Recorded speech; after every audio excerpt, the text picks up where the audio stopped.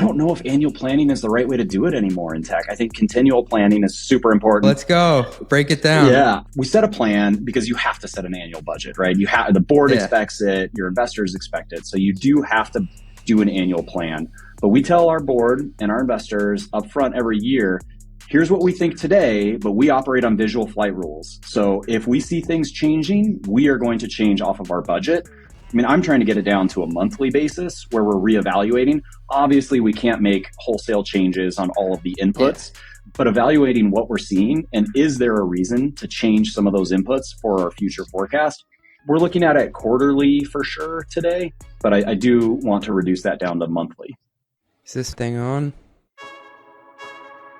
Yesterday's price is not today's price.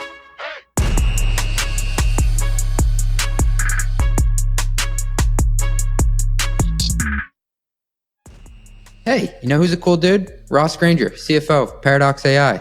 I just interviewed him and I think I want to be him when I grow up. We talk about the concept of work-life integration instead of work-life balance. Work-life balance isn't a real thing. We discuss if we set young people up for failure by convincing them that you actually should be balanced at all times. Is that a realistic expectation? And this anti-hustle stance that's come about in recent years on social media, what do you make of it? We do also talk about times in our career when it was more weighted towards life than to work and how you rationalize the two at any time. This is something that I've had trouble with myself, but I've also been able to take off time, like when we had our second kid. We talk about climbing the career ladder and how it's not always a linear ascent. He has this amazing analogy that it's a jungle gym. He unpacks that for us, and he takes us through stories in his career where he actually went backwards or sideways to get where he wanted to go. And finally, we touch on the hallmarks of a great CFO FP&A controller relationship. Yes, the dynamic trio, how information should flow in a great relationship like this, and when and where info should bubble up to the CFO. All this and much, much more after a short word from our sponsors. Being an operator is not for the faint of heart. It often feels like you're jumping out of an airplane and building the parachute on your way down. CEOs, CFOs, COOs, and BizOps leaders feel my pain. That's why I joined Operators Guild. It's home to more than 1,000 of the most elite, high-growth operators in the world. Think the Special Forces for business scaling. Members have access to over 150 in-person events across all 25 global chapters. The modern startup founder, CFO, and COO are really just multidisciplinary problem solvers, which is why having the best problem solvers together has created the ultimate diversity intelligence of any operator group in the world. Operators Guild gave me the chance to meet my own personal board of directors, people I can bounce ideas off of, and their online forum allows you to get answers from your peers as questions pop up. Like, how do I run an employee secondary? Or what should I pay as a base commission rate on SaaS deals? I've made great friends through attending their highly acclaimed OG Summit and frequently attend their online masterclasses taught by the best tech operators in the business. Join Operators Guild and access the Navy SEALs of high-growth business scaling, a group built by operators for operators. Learn more and apply at operators-guild.com. That's operators-guild.com, and tell them CJ sent you. They'll hook you up. Annual planning season is upon us. That's right, my favorite time of year. And it's not just about setting goals for the coming year. It's about ensuring you have the right tools in place to measure and achieve those goals. As a SaaS CFO, I know having access to reliable, real-time metrics is crucial for my annual planning process. That's why I'm so excited to partner with today's sponsor, Maxio. Maxio is a billing and financial operations platform that helps subscription businesses reconcile bookings, billings, GAAP revenue, and SaaS metrics automatically. By the way, guys, bookings, billings, GAAP revenue, not the same thing. Got to get them straight. Because these numbers are the foundation of your financial models, it's important to have quick access and trust that they are correct.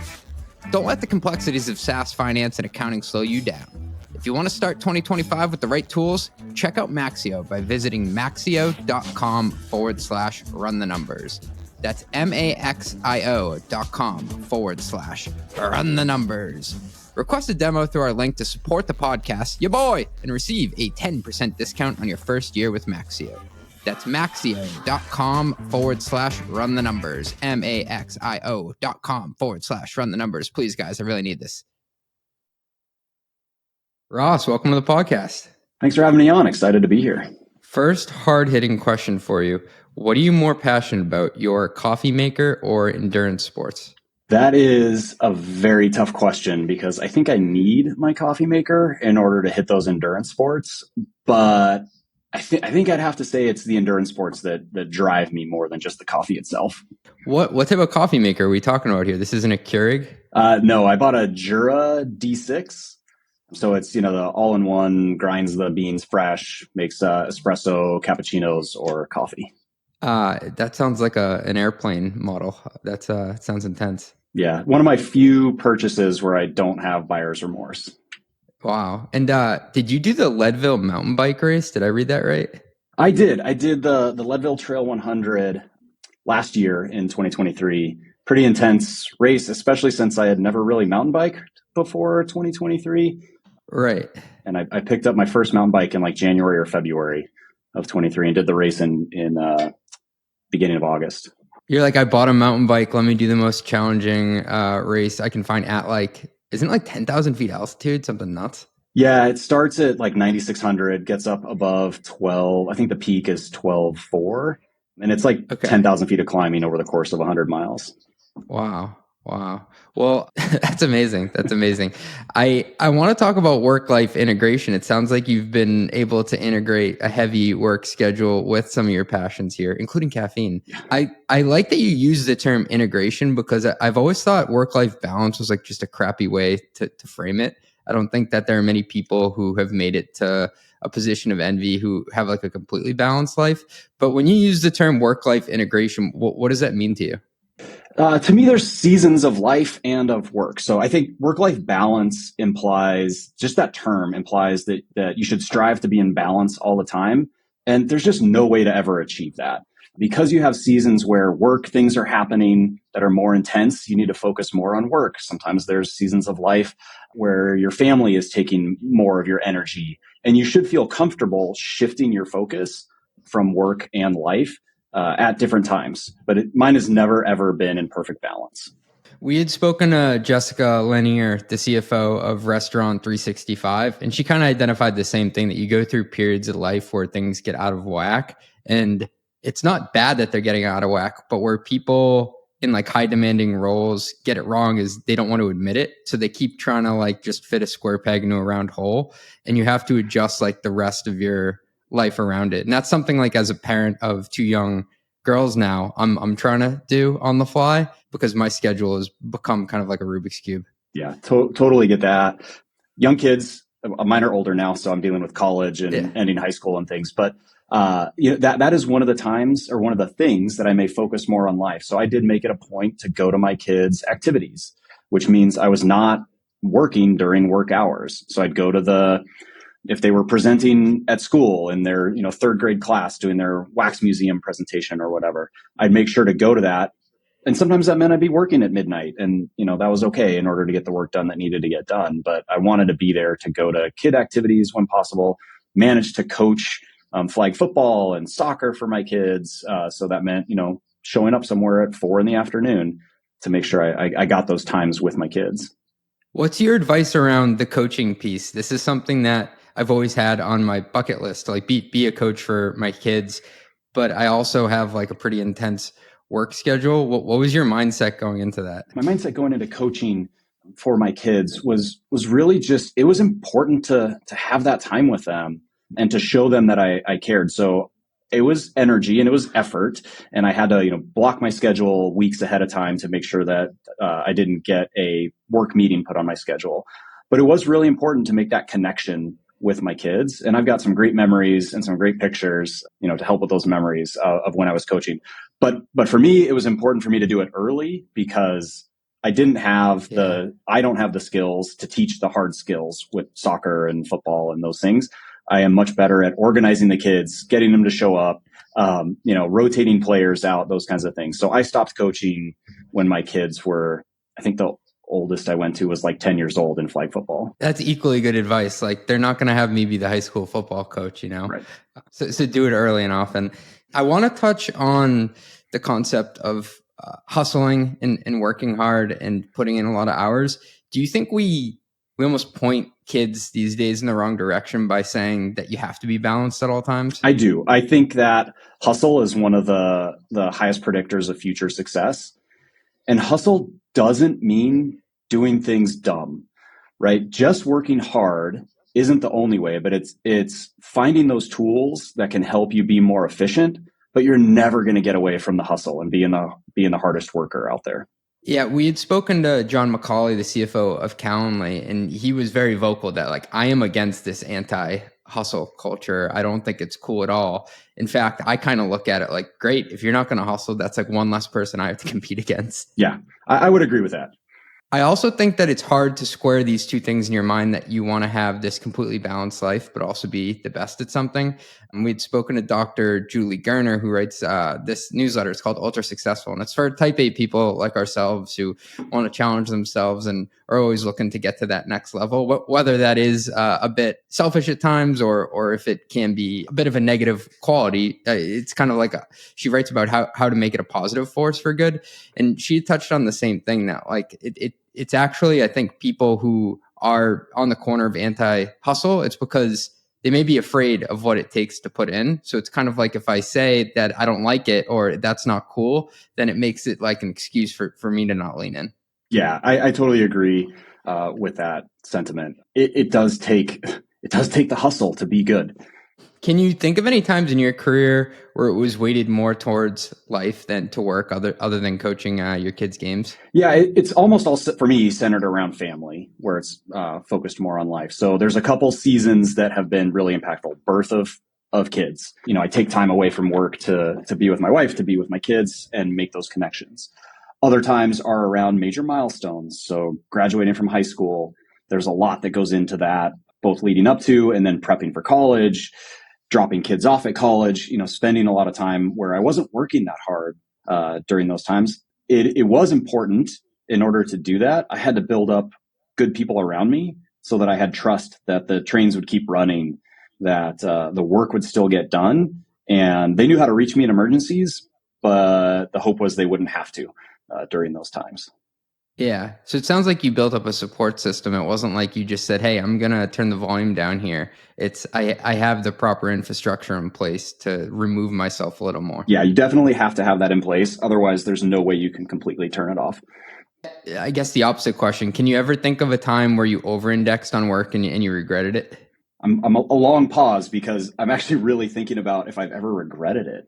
I don't think I have ever regretted the times that I've over-indexed on work. They've all been around really cool learning experiences and milestones, whether that's, you know, selling a company, whether it's fundraising, whether it's doing acquisitions. Those things all provide tremendous personal value to me because I enjoy the work, and value for the company and the shareholders and everybody else involved. Yeah, that resonates with me, Ross. I think what I've regretted is how nervous I was at the time or how hard on myself I was. I didn't regret the hours. I didn't regret the objective, but I regretted like how anxious and like overly serious, if that makes sense, I took some of the stuff. Yeah, I think I get that. Maybe we can touch on the career ladder for a bit because you've had an interesting journey, and people talk about the career ladder as a linear ascent, and I really don't think it is. I think at the start of my career, I was like, oh, I'm just going to go from A to B to C to D, but it wasn't. Is there a metaphor that you think is more appropriate? Yeah, it is definitely not a career ladder because it is not linear. It is much more like a jungle gym.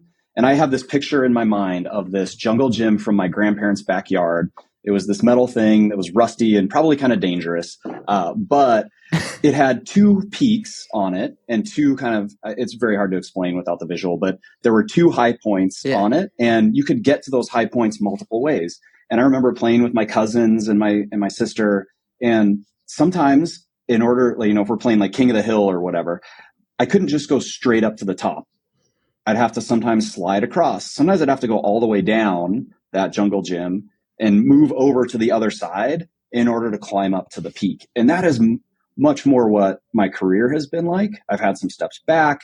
It has not been this one linear progression, even though where I started my career in public accounting, it looked like it was going to be this linear, your staff, your supervisor, manager, director, partner. Yeah. And that was kind of how it was set up, but that's not how it worked for me. Well, let's dig into that. Are there any times that you did take a step sideways or even backwards? I've done it a couple times in my career. One was a completely different direction when I left public accounting and bought a Mako auto paint and body franchise. and ran that as an. All right, wait. We got to pause on this. Wait, dig in here. So you bought an auto body franchise? I did. So at the ripe old age of 27, my best friend from college, his dad owned this Mako auto paint body, and he wanted to retire at 45 and made it. And I said, "Oh, that sounds really good. I want to do that." So my buddy and I bought the Mako from his dad, who was going to go right off into the sunset. And it was probably not the best choice for me. One, I don't really like cars. I'm not passionate about cars, but I thought the idea of owning a business would be really cool. And so we bought it. My buddy, who had grown up in the business and really understood it, decided he could no longer handle the heat in Phoenix. He had grown up here. And so he moved away to Colorado about 2 years into owning. And so then I was kind of on my own to run this body shop. And it was an experience that I'm glad I did, and I'm really glad I don't do anymore. What did you learn being a business owner that you kind of took forward with you, good or bad? There's a couple things that I took with me that I think are good. And I tell this to people when I'm giving career advice or, how to be special. And it is act like an owner. And to me, what that means is you should be comfortable doing every job that's out there. So in the body shop, that meant sometimes I cleaned the toilets. Sometimes I swept the floor. Sometimes I learned how to weld, even though I had never done it before. I even jumped in the paint booth because my painter had kidney stones and couldn't paint for a couple of days. So learning how to do those things is very important. It shows the team that you're willing to do whatever is necessary. But there's a flip side to that. And what that means is even though you can and you should be comfortable doing all those positions, it doesn't mean you should do them forever, because the highest value that you can bring, either as an owner or in whatever role you are in, is what you're hired to do and is what you're there for. So yes, you should step in when you have to, and then you should very quickly figure out who the right person is to do that work and make sure you get them trained, transition to do that work so that you can move on and do the work that you're meant to do. Hey, thanks for listening. We'll be right back after a word from our sponsors. Ready to take your company global? Mr. Worldwide! You'll expand your business into new countries, hire international team members, run multi-currency payroll, pay local benefits, and stay on the straight and narrow with tax compliance. Sounds like easy stuff, right? As businesses grow beyond their borders, they face a maze of regulations and logistical challenges. RemoFirst clears the path as your trusted global employer of record, enabling you to hire in over 180 countries without setting up local entities. They manage international payroll, tax compliance, and HR benefits while ensuring adherence to local employment laws in every country. Whether you're looking to make your first international hire or streamline existing global operations, RemoFirst makes global employment simple with their Employer of Record (EOR) service starting at $199 a month, an average of 50% less than other providers. I've seen companies grow their operations in 20 countries with RemoFirst help. You can get 2 months free on EOR fees for your first hire in any country by visiting remofirst.com/metrics. That's REMOFIRST.com/metrics. Discover how easy international hiring can be at remofirst.com/metrics. Just go to remofirst.com/metrics.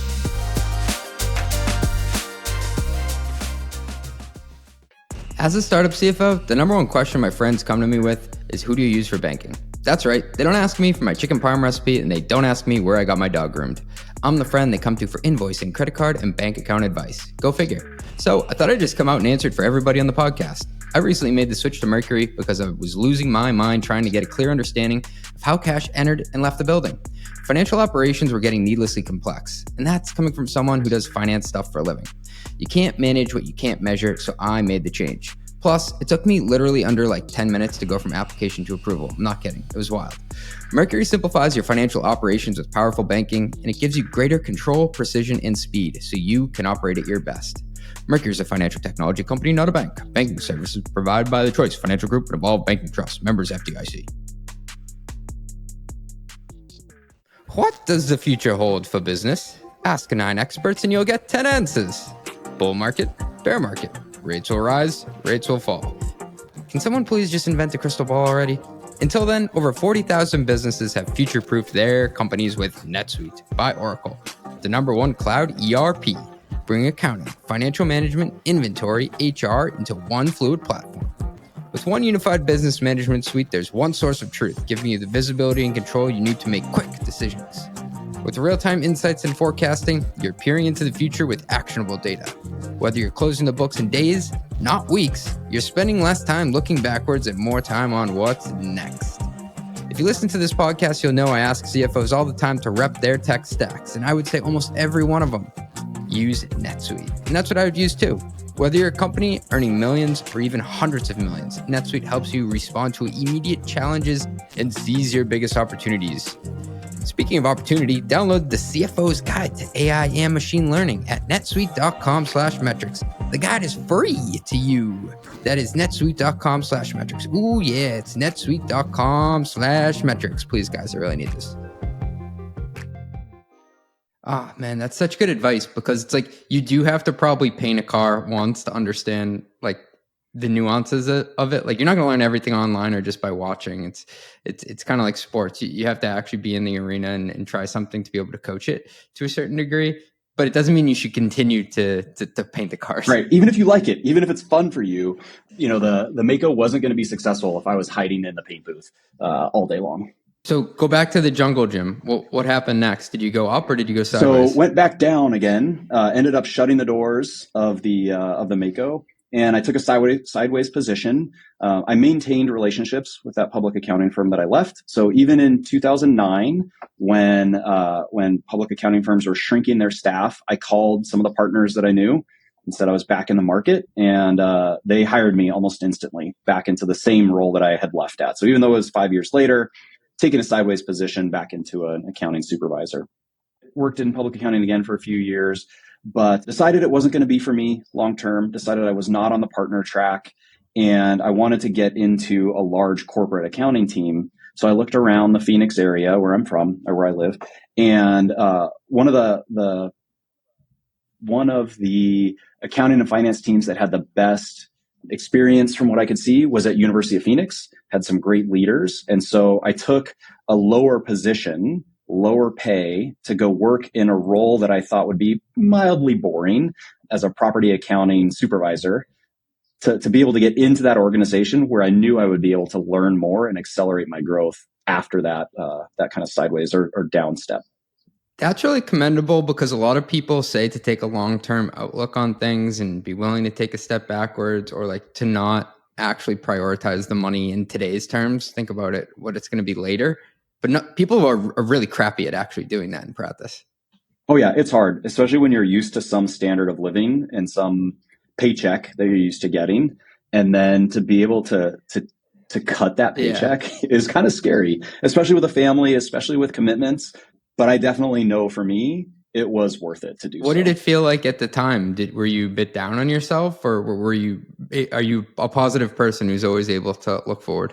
Depends on who you ask. My wife and I have different recollections of that time frame. Yeah. So my recollection is that I was good with it and it was fine and I was happy, other than it felt so easy when I got there. The work just felt like I could do it in half the time that I was hired to be there. Like, that's the part that I remember. But my wife said I was a little bit grumpy around that time. And so she probably has the right recollection, but I am a positive person in general. So I remember it more positively than it probably felt at the time. Yeah. My wife would say I was probably incredibly grumpy at the time, and I would have recollected it as I was Coach Positivity, which also probably would not have been true. I guess a different question, because on the jungle gym, you have different bosses at different times. Have you ever been in a position where you got leveled, where they brought in a new boss and you had to learn under them? So yes, but it's a little bit different. So when I was at a company, WebPT, and I started as a controller, had kind of bounced around and created an FP&A team, and the CFO left. And so there was somebody above me, and I put my name in the hat to be, part of the selection criteria. And there were 3 other individuals that were in the running for it, and 2 were exactly like me in terms of started in public accounting, mainly accounting experience. And I told myself at the time that if WebPT selected one of those 2 people over me, that I was done. I would leave, because they were way too similar to me that I wouldn't be able to learn from. Luckily, they selected someone else. His name is Darian Hong. He's an awesome CFO. Love him. Still talk to him today. But they selected him, and he had quite a different experience. He had run a product team. He had run sales teams. He had run a field service group for AT&T where he had learned how to climb the telephone poles. Wow. So very different experience. And it was just a great learning experience for me. And I was happy to be topped, even though, I didn't have the position and I wasn't at the top position before, but having the CFO above me replaced by somebody with such different skills was amazing. It sounds like you're trying to optimize for like adding tools to your toolkit, if I have that right. Yes, absolutely. One of the tools that he brought to me was to help tell the story. Like, the numbers are the numbers. They are what they are, right? You can put numbers on a page and hope that somebody takes the information out of it. But what he really helped me do was how to highlight what was important and how to tell the story of what the numbers really meant and what the users of those financials and non-GAAP metrics and things, what they should really take away from it.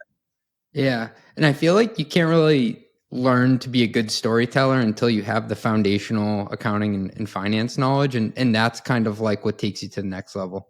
Yeah, you absolutely need those table stakes things. You need to understand the debits and credits, but the debits and credits alone aren't what drive the success of a business. Are there any other skills that you think you've picked up along the way that, looking back, you probably didn't even know they were going to be skills that you needed to collect, like when you were first starting in your accounting or finance world? I think one of the biggest skills that I have and what has made me successful and gotten me where I am is knowing the value in relationships and working with others outside of the direct function. I don't know if this came from my time as a business owner at Mako, whether it was just something that I knew all along, kind of inherently without consciously thinking about it. But to spend time with others outside of the finance and accounting organization to truly learn the business, that has been the most impactful thing in my career. Yeah, I think I accelerated my career after I started spending time, in particular, with product marketing people, because I was working at tech organizations where, we were selling something A, you couldn't see. It wasn't like we were selling a car or like a brake rotor, but B, I just needed to be smarter on the product in order to be a good storyteller. Absolutely. I think product marketing is a great place to learn that, because they are that mix between what does the product do and then how do our clients and prospects get value from that product. Are there any relationships outside of the traditional finance function that you suggest people younger in their career maybe optimize for early on? I think it depends on what industry you're in. But for me in SaaS, it has definitely been to spend time with the sales team. Yeah. Both sales leaders and the actual sellers themselves. It helps you connect with what the market wants. It helps you understand pricing and value, how our product gets positioned to our end users. And then really, they kind of tell you where the rubber meets the road. They tell you where the product may be lacking, where they're trying to sell around feature gaps, or what is really, really successful and where it's easy to sell. Can you say more about talking to the individual reps? Because I feel in my career, I've been really good at making relationships with the people managers in the sales org, but I probably don't talk to the sellers on the street enough. The sellers on the street are really important to understand how they're using the tools so that you can rely on the data that's in there. So if I'm looking at, what are my close ratios between the different stages of an opportunity, but if I don't have consistency in how the sellers are staging the opportunities or the way that they think about it, then the data isn't as meaningful. So understanding how they're actually using the tools, and are they using the information that you've provided in the way that they're supposed to? That's really powerful, because I never thought, like, am I actually segmenting something that the way the reps would? Like, I know I'm segmenting it based on how the teams are organized, like SMB, mid-market, enterprise, but there may be a nuance to how you're actually cohorting the data in terms of, does it make sense in terms of how it's sold and how customers are consuming it? Yeah, absolutely. And then there's one other hidden benefit to that, and that's when the sellers know you're paying attention at a detail level, they're more likely to follow the rules that you've set in place. Can you say more about that? So the rules around what, like discounting or something? Discounting's one, but more around staging and where the reality of opportunities. So is it this quarter? Is it next quarter? What is the likelihood of getting it? Should this opportunity be in a different stage? Are they waiting to create the opportunity because They create the opportunity in your CRM because they know you're measuring their close rates, but were they actually working a deal that wasn't in the CRM yet? And so when you're paying attention and ask detailed questions, they'll start following the rules that you have. And you probably get a better rhythm on the business too. Like I think every quarter I'm at the company, I get like closer to the pulse of the business. And by talking to the reps and like you're saying, like what stage stuff is at, you probably feel like, oh, I can forecast better intuitively. Like you may not be able to quantify it. Well, I guess you can because you're sorting it better. But like gut feel wise, you probably feel more confident in how you look at it. Absolutely. My forecast accuracy only increases the more time I spend with the people.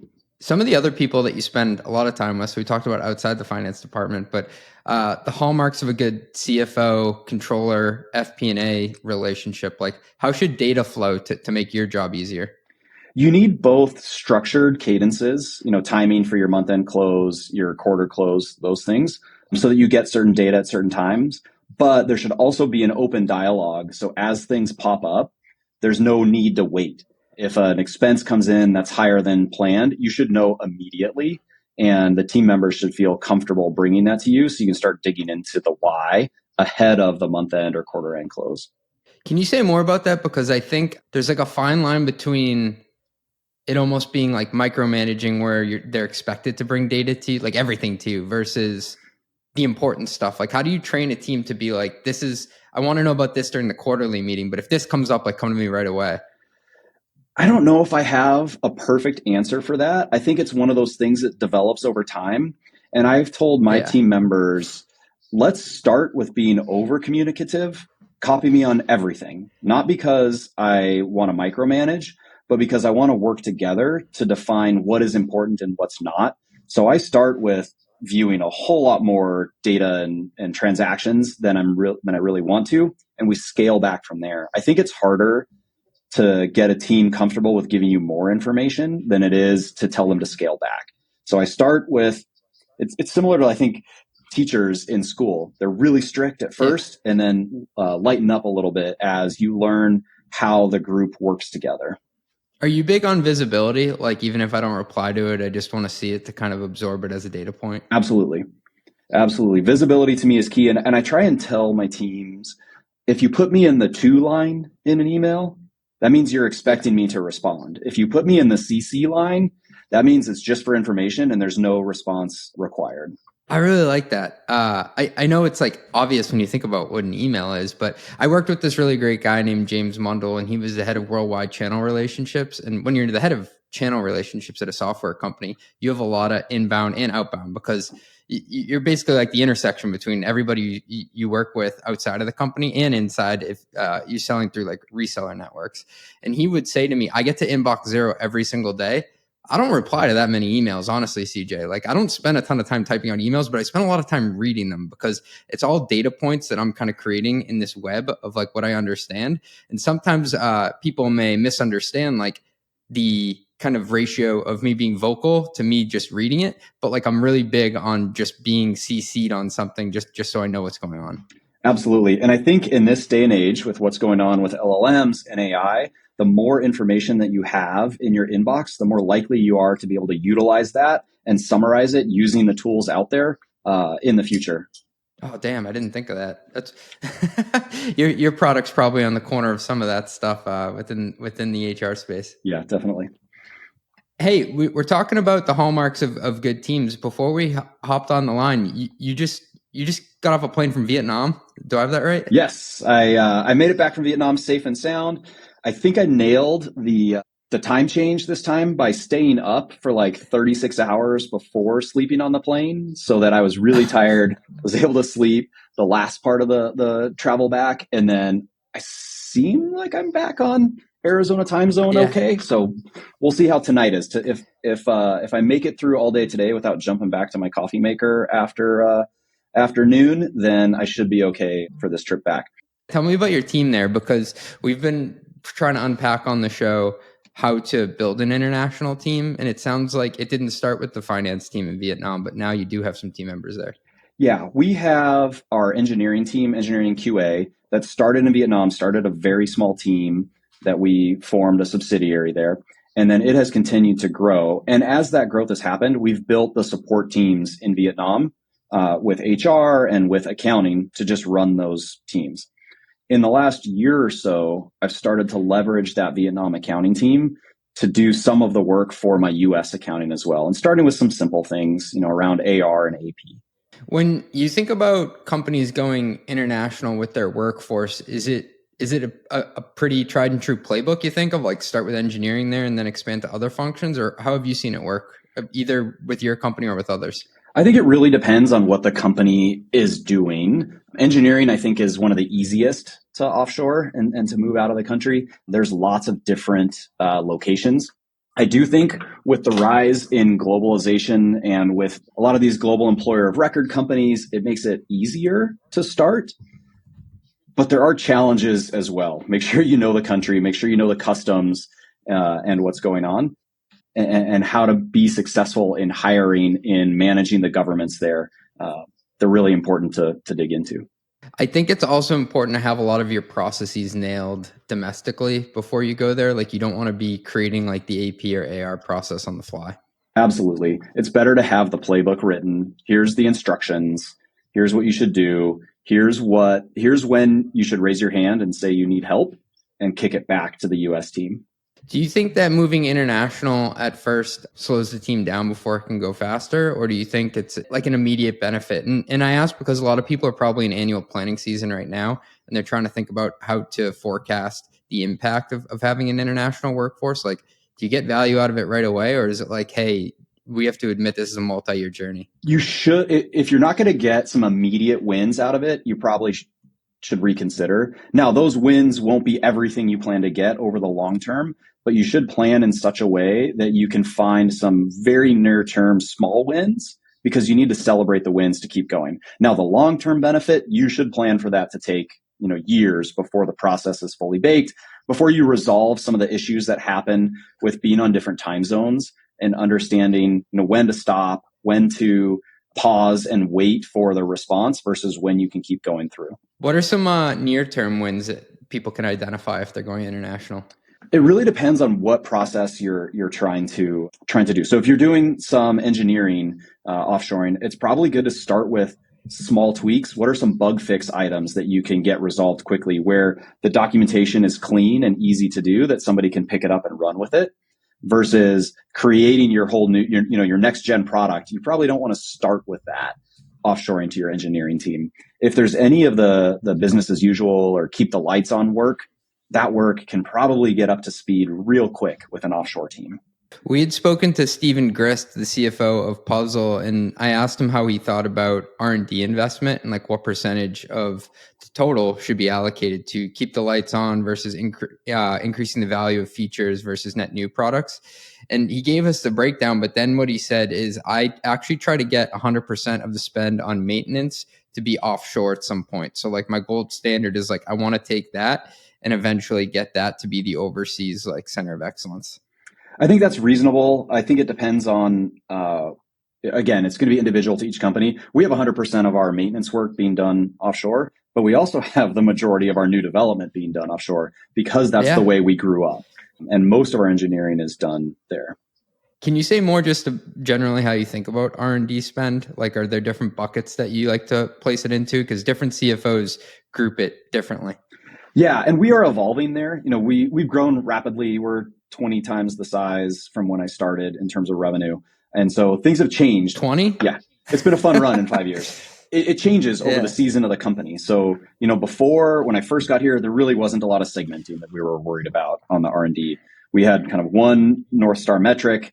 We weren't breaking down how we were looking at things. It was really, how fast are we converting $1 of our capital to $1 of our ARR? Forget where the spend was. We weren't really concerned with how was that being spent in engineering, how was it being spent in sales and marketing. It was just looking at how much is the company in total spending.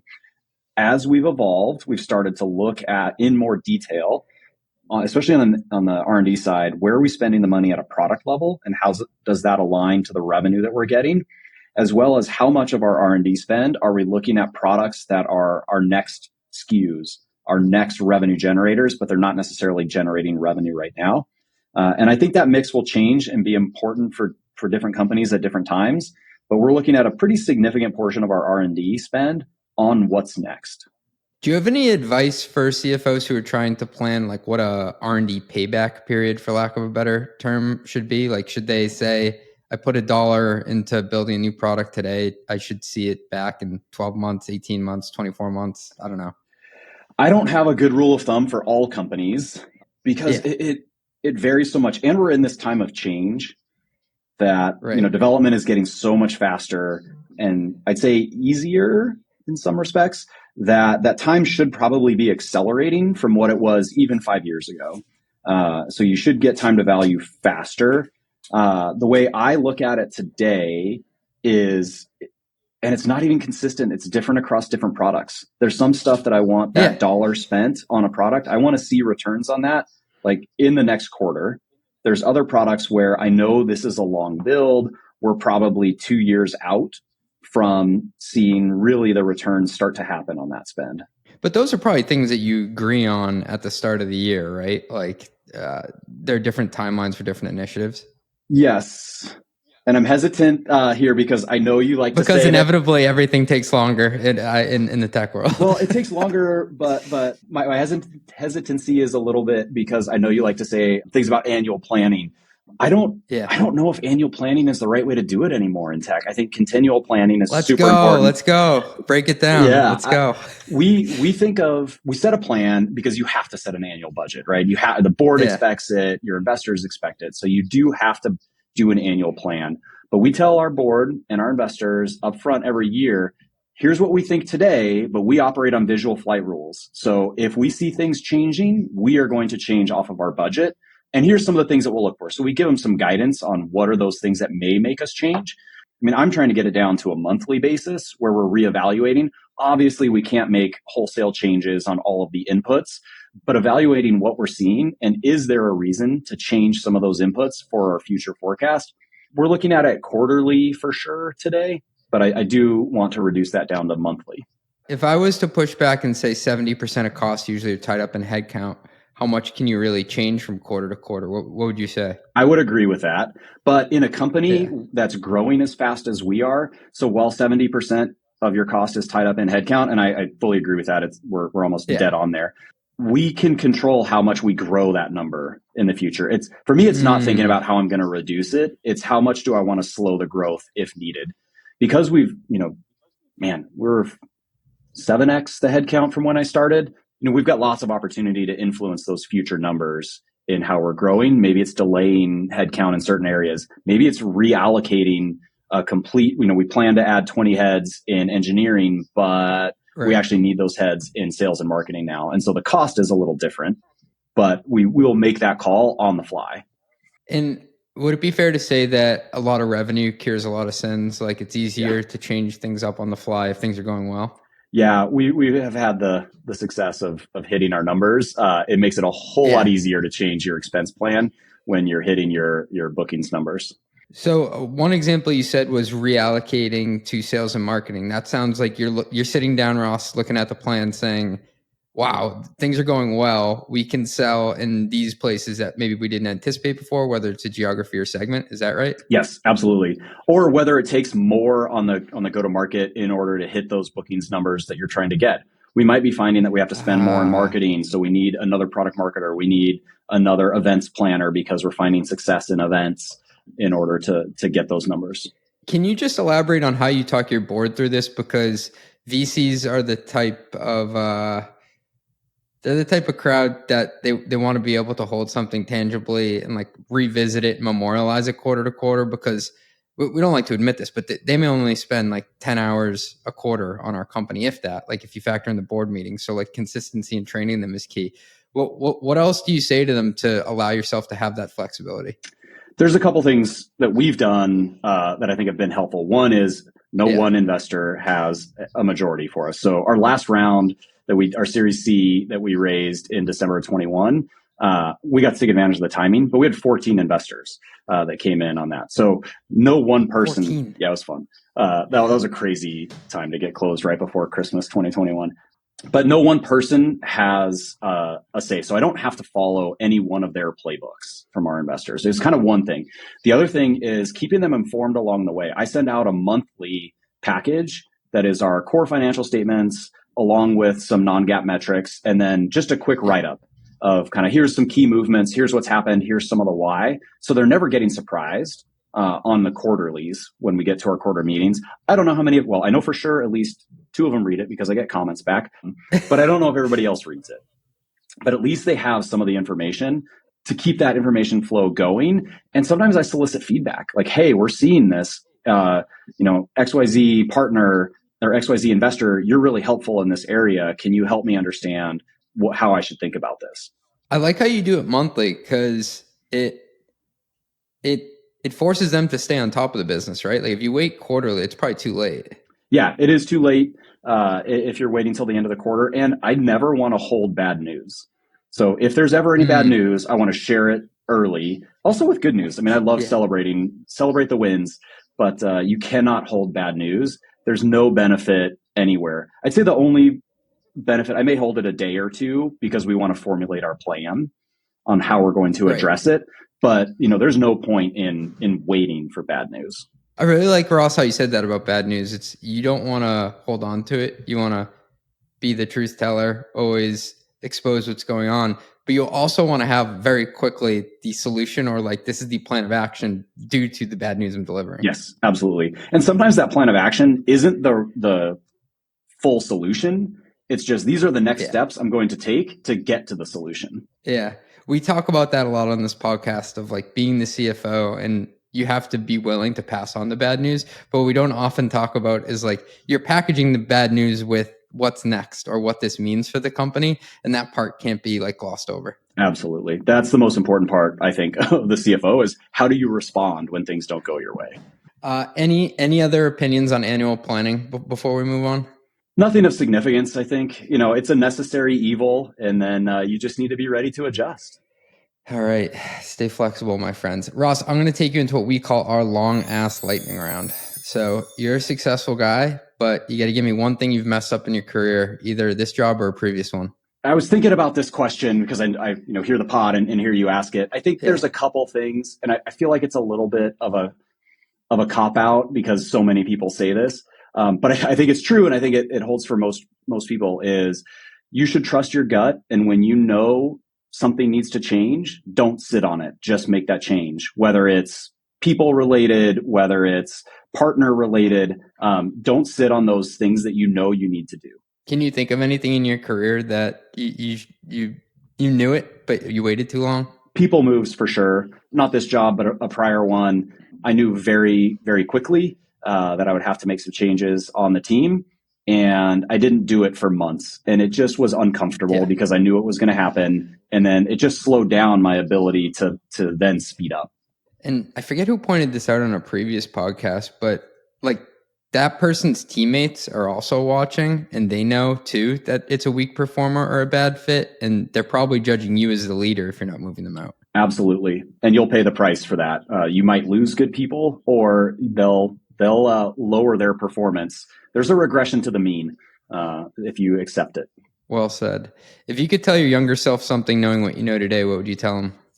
I would tell my younger self, don't worry about that hustle. Don't feel bad for it. Those late nights with partners in public accounting when I was at the office till 11 p.m., like they were so valuable to build relationships long term. So don't beat yourself up about it.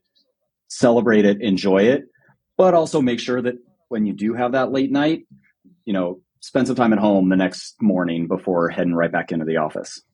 More of a technical one. Can you walk me through your finance software stack? What tools does your team use to get the job done?